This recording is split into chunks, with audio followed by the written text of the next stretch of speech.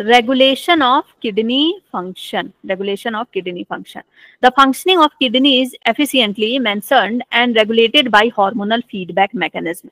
किसके द्वारा रेगुलेटेड होती है? Hormonal feedback mechanism. हार्मोन बताते हैं कि भाई कैसे काम करना है। Involving the hypothalamus, JGA, juxtaglomerular apparatus. JGA क्या होता है बेटा? मैं ऑलरेडी समझा चुकी हूँ तुम लोगों को, अभी भी बताया था कि लूप ऑफ हैनले किस तरह से, पीसीटी इधर घूम करके किधर हो जाएगी, sorry PCT loop of Henle हो जाएगा और ये डीसीटी इस तरह से बन जाएगा, है ना, ये इस तरह से बन जाएगा, डीसीटी ऐसे बन जाएगा। और यहाँ पर इफेरेंट और एफेरेंट आर्टेरियोल होंगे, ठीक है। और इफेरेंट एफेरेंट आर्टेरियोल के पास यहाँ पे रेनिन होगा। क्या होगा बेटा? एफेरेंट के ऊपर यहाँ पे क्या होगा? जेजी सेल होंगे, ठीक है। कौन से? जेजी सेल होंगे। क्या होंगे? यहाँ पे जेजी सेल होंगे, जेजी सेल, जग्गा जासूस सेल, है ना। और ये इसका क्या हो गया? ये वाला जो पार्ट हो गया बेटा डीसीटी का, ये क्या है? मैक्यूला डेंसा, मैक्यूला डेंसा कहते हैं। ये क्या करता है बेटा? खबर देता है ना, कि यहाँ पर भाई इस बंदे का जीएफआर कम हो रहा है, जीएफआर कम हो रहा है, मतलब सोडियम दो। सोडियम का क्या करना है? रीअब्जॉर्प्शन करना है, सोडियम, ठीक है। जीएफआर कम हो रहा है मतलब सोडियम का रीअब्जॉर्प्शन करना है। बीपी कम हो रहा है मतलब बॉडी में सोडियम ज्यादा डालना है, तो सोडियम को बाहर यूरिन में मत जाने दो, ठीक है। तो ये वाला जो पार्ट है, ये वाला जो पार्ट है ना, ये वाला जो पार्ट, इसी को हम क्या कह रहे हैं? जहां पे ये खबर वाला काम चल रहा है, इसको हम क्या कह रहे हैं? जक्स्टाग्लोमेरुलर एपरेटस, ठीक है। And to a certain extent the heart. और कौन काम करता है? हार्ट काम करता है रेगुलेशन में, ठीक है। So osmoreceptor in body are activated by change in blood volume, body fluid volume and ionic concentration.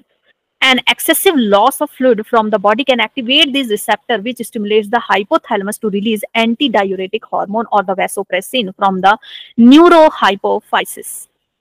ये क्या कह रहा है कि कुछ ऑस्मो रिसेप्टर प्रेजेंट होते हैं, ठीक है। ऑस्मो रिसेप्टर प्रेजेंट होते हैं, वो एक्टिवेटेड हो जाते हैं जब बॉडी में ब्लड का वॉल्यूम कम हो जाता है। धीरे धीरे जीएफआर कितना आना चाहिए बेटा? 180, ठीक है।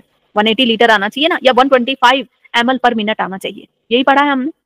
तो अगर इससे कम आता है तो क्या होता है? सिग्नल जाता है। या फिर आयन, सोडियम कम आ रहा है या सोडियम ज्यादा आ रहा है तो सिग्नल जाता है बॉडी में, सिग्नल जाता है, ठीक है। हार्मोन काम करते हैं, रेनिन निकलता है, रेनिन दौड़ दौड़ के जाता है भाई, बताता है, ठीक है। और सिग्नल कहाँ जाता है? हाइपोथैलेमस के पास जाता है। हाइपोथैलेमस क्या करता है? एक हार्मोन रिलीज करता है, that is anti diuretic hormone, जिसको हम वैसोप्रेसिन भी कहते हैं, फ्रॉम द न्यूरोहाइपोफाइसिस। न्यूरोहाइपोफाइसिस मतलब कि कौन सा पार्ट बेटा? पोस्टीरियर पिट्यूटरी, ठीक है। एंटेरियर पिट्यूटरी से बहुत सारे हार्मोन निकलते हैं, लेकिन पोस्टीरियर पिट्यूटरी से बहुत कम हार्मोन निकलते हैं, वैसोप्रेसिन एंड ऑक्सीटोसिन बस निकलता है, ठीक है। तो पोस्टीरियर पिट्यूटरी से ये हार्मोन निकलते हैं। So ADH facilitates water reabsorption from the latter part of the tubule. तो जब भी वाटर कम होगा, मैंने बताया ना गर्मी के टाइम पे, समर सीजन पे, हाँ समर सीजन के टाइम पे, या फिर मान लो बहुत ज्यादा वॉमिटिंग हो रही है, डायरिया हो गया है, तो बॉडी में क्या सिग्नल जाता है? हाइपोथैलेमस के पास सिग्नल जाता है, और हाइपोथैलेमस क्या करता है? एडीएच निकालना शुरू करता है, ठीक है। वो स्विच ऑन कर देता है एडीएच का, जाओ भाई निकलो एडीएच, ठीक है। स्विच ऑन हो गया, एडीएच ब्लड में आ गया। एडीएच आकर के क्या करता है? वाटर रीअब्जॉर्प्शन करवाता है। कहां से? डिस्टल पार्ट से। लेटर पार्ट मतलब क्या हो गया बेटा? लेटर पार्ट मतलब डीसीटी से। डीसीटी में हमने क्या पढ़ा? सेलेक्टिव रीअब्जॉर्प्शन होता है, सोडियम और H2। सेलेक्टिव नहीं, क्या बोलेंगे? कंडीशनल रीअब्जॉर्प्शन होता है। कंडीशनल रीअब्जॉर्प्शन की भाई पानी जो है शरीर में कम है, पानी कम है, okay, water is less in body, ठीक है, water is less in body, पानी जो है शरीर में कम है, तो क्या करना है? सो रीएब्सॉर्ब मोर वाटर, ठीक है, more water from DCT. DCT से जितना ज्यादा पानी ले सकते हो उतना ज्यादा पानी, और कलेक्टिंग डक्ट से जितना पानी ले सकते हो ले लो, और कहाँ भेजो? सेंड बैक टू बॉडी, ठीक है, सेंड बैक टू बॉडी में भेजो, इसको वाटर को लॉस नहीं होने दो यूरिन से। क्लियर हो गया? तो जब भी डायरिया वगैरह होगा, जब भी गर्मी का सीजन आएगा, तो हमको यूरिन कम लगता है, लगता है ठंड के मौसम में हम बहुत ज्यादा जाते हैं, लेकिन गर्मी के मौसम में क्या होता है, यूरिनेशन कम होती है। So thereby preventing diuresis, excessive, ठीक है, डायूरेसिस मतलब कि एक्सेसिव डाइल्यूट यूराइन बन जाता है। यूरिनेशन, ठीक है, एक्सेसिव यूरिनेशन, या फिर हम ये कह सकते हैं कि कॉन्सेंट्रेटेड यूरिन हम निकालते हैं। An increase in body volume can switch off, जैसे ही बॉडी वॉल्यूम मेंटेन हो जाता है तो क्या करता है, हाइपोथैलेमस बंद करो, ठीक है, स्विच। जैसे पानी सुबह सुबह तुम्हारे यहाँ चलता है ना, तो भाई पानी कम हो गया, पानी कम हो गया, तो क्या कहते हैं, मोटर चालू कर दो, यही होता है ना, भाई पानी कम हो गया, पानी नहीं आ रहा नल में, मोटर चालू कर दो, बस टर्न ऑन हो गया, मोटर आ गया। जैसे ही पानी भर गया, अरे मोटर बंद कर दो, बंद कर दिए, स्विच ऑफ हो गया। तो सिंपल वही बात है। तो हाइपोथैलेमस कौन है, मोटर चालू करने वाला है, ठीक है, मोटर चालू करने वाला। तो मोटर चालू होगा तो क्या होगा, नीचे जमीन से पानी को ज्यादा से ज्यादा लिया जाएगा, रीअब्सॉर्ब किया जाएगा, है ना, जमीन से पानी को। तो वैसे ही ये क्या कर रहा है, मोटर को चालू करवा रहा है हाइपोथैलेमस। हाइपोथैलेमस स्विच ऑन करता है, ठीक है, स्विच ऑन करता है, या फिर यूं समझो कि हाइपोथैलेमस जो है, हाँ, हाइपोथैलेमस स्विच ऑन करता है और एडीएच रिलीज होता है, एडीएच या वैसोप्रेसिन रिलीज होता है। वो लोग क्या करते हैं, जाते हैं और इफेरेंट आर्टेरियोल को बोलते हैं, भाई वाटर को लेना शुरू कर, रीअब्जॉर्ब करना शुरू कर। रीअब्जॉर्ब हो जाता है, बॉडी में वाटर ज्यादा रहता है, यूरिन में वाटर कम जाता है। जैसे ही वाटर का बैलेंस बन जाता है, पानी का जो स्विच है उसको बंद कर दिया जाता है, ठीक है। एडीएस कैन अफेक्ट, फिर क्या, switch off the osmoreceptor and suppress the ADS release to complete the feedback.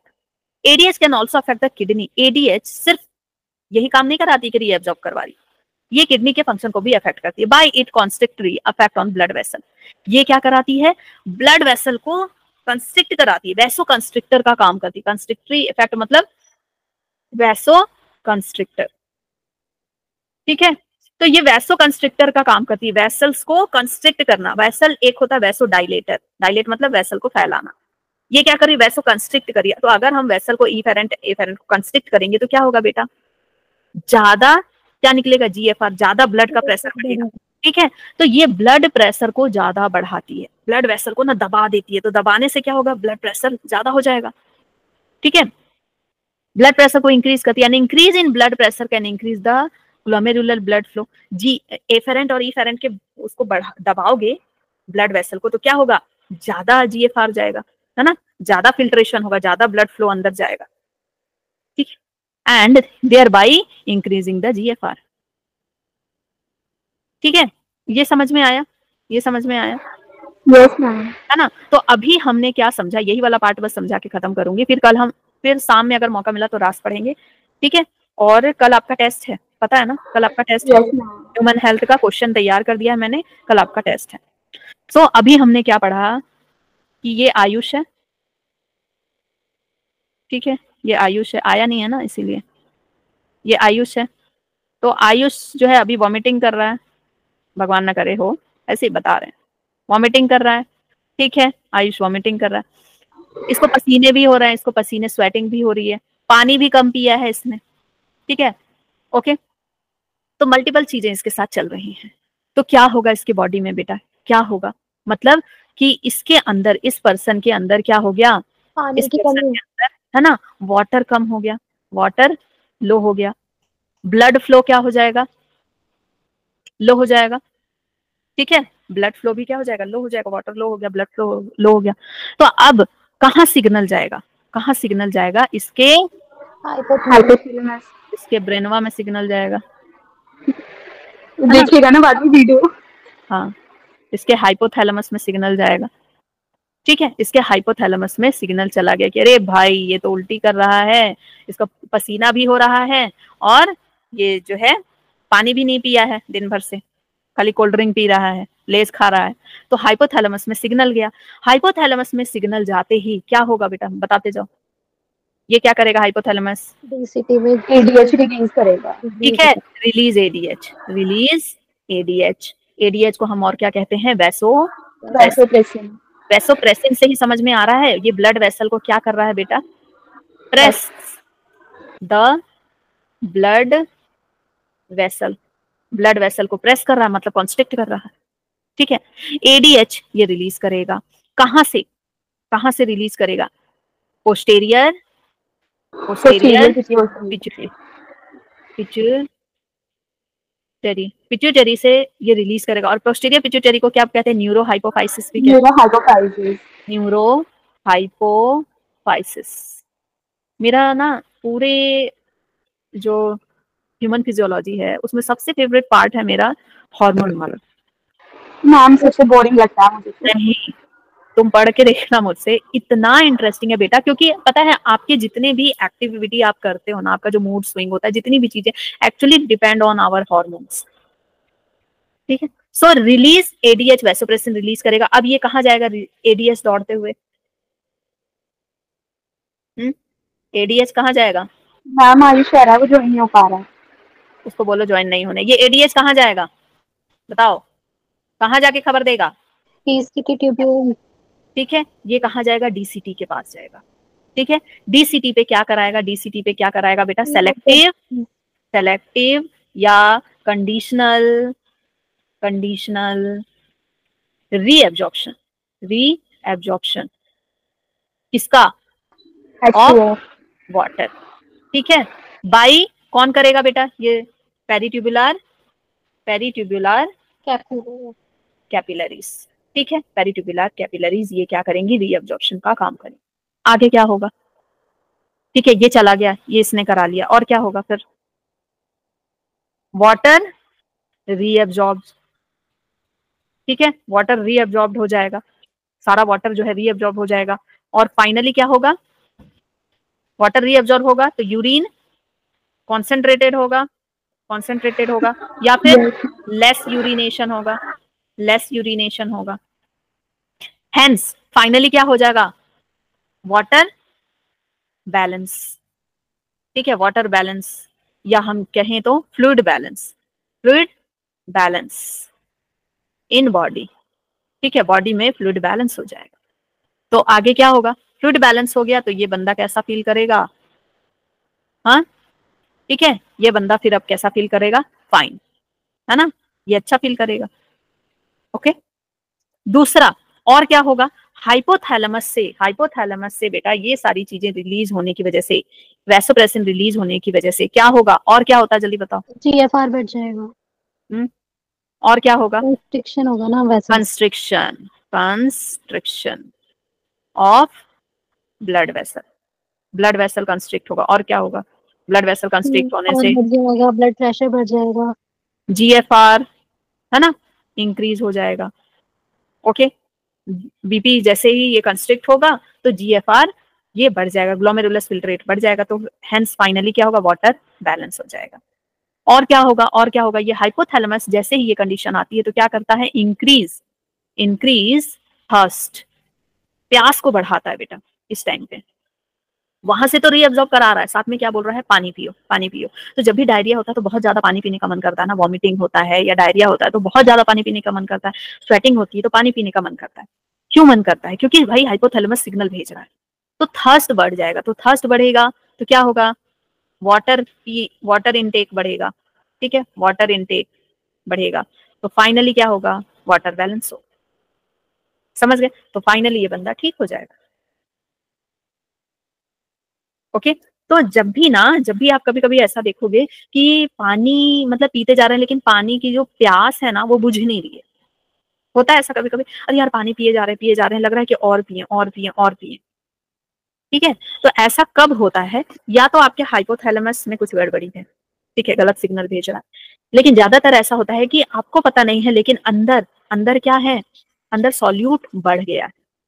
उस ऑस्मोलैरिटी को मेंटेन करने के लिए, ऑस्मो रेगुलेशन करने के लिए बॉडी क्या डिमांड करती है? कि तुम ज्यादा पानी पियो। तो हम फिर ज्यादा पानी पी करके उसको बैलेंस करते हैं। ठीक है, एक बार मैंने ना 1 गिलास चम्मच में 4 चम्मच नमक डाल के पी लिया था, बहुत बुरा हाल हुआ था। हाँ, इतना पानी पीना पड़ा था। सेल बेटा सेल स्विंग करने लगती ना, और आपको सिग्नल जाएगा, आप नहीं पियोगे ना तो आपको तड़प सी होगी कि यार मेरे को पीना ही पीना है। तो आपको पता है प्रेगनेंसी के टाइम पे जो क्रेविंग होती है ना, कहा जाता है ना कि प्रेगनेंसी के टाइम पे जो मदर जो मांगती है उसको खिलाना चाहिए।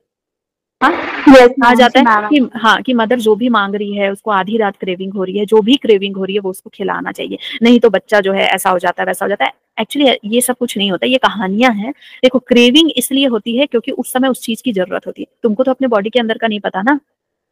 जैसे किसी किसी को बहुत ज्यादा नमक खाने की जरूरत होती है, लगता है कि वो नमक ही खाता है, इसका मतलब कि उसकी बॉडी में नमक कम हो रहा है, जितना नमक चाहिए उसको और उसके फीटस को वो नहीं मिल पा रहा है। कभी कभी बहुत मीठा खाने का मन करता है तो कहते हैं मीठा खाने से लड़का पैदा होता है, मीठा खाने से लड़की पैदा, ऐसा कुछ नहीं है। उस समय जो भी क्रेविंग आ रही है it depends on your body need. हमको जब भी कोई क्रेविंग होती है ना, वो अलग बात है बेटा, लालच वाली बात।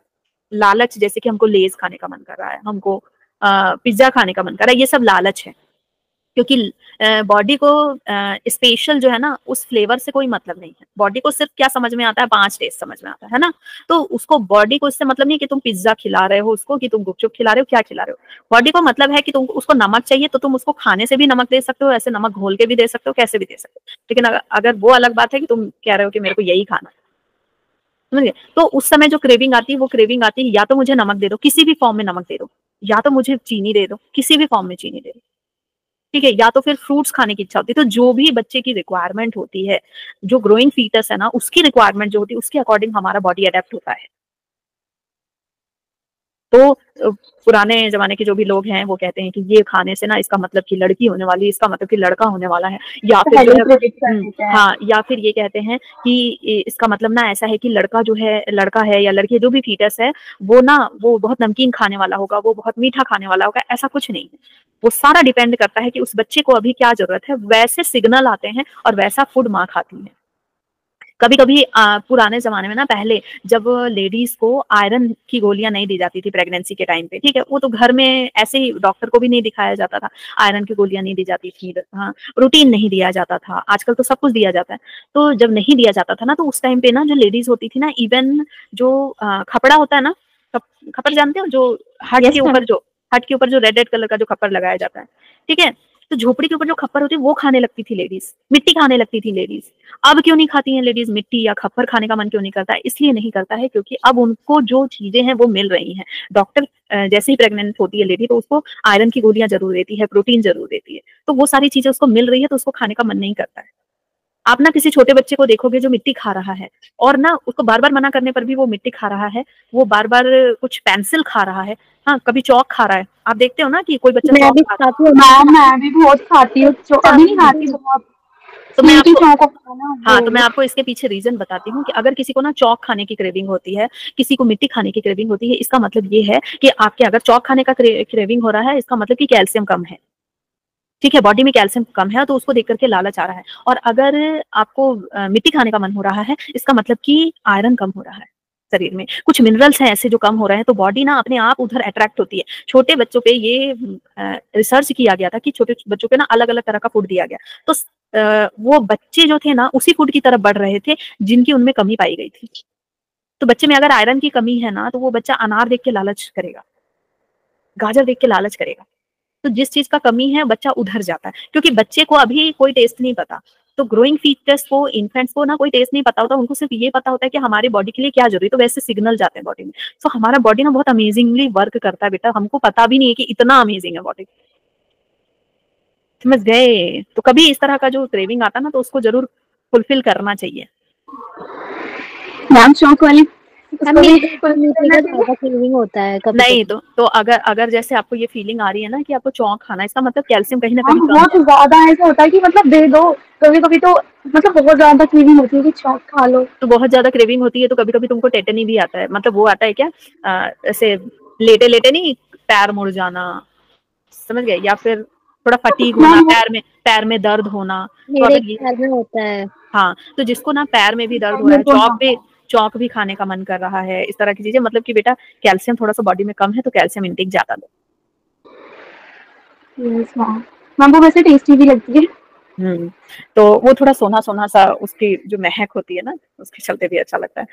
ठीक है, तो अब जो नेक्स्ट क्लास में मैं सारी डिजीज पढ़ाऊंगी किडनी के।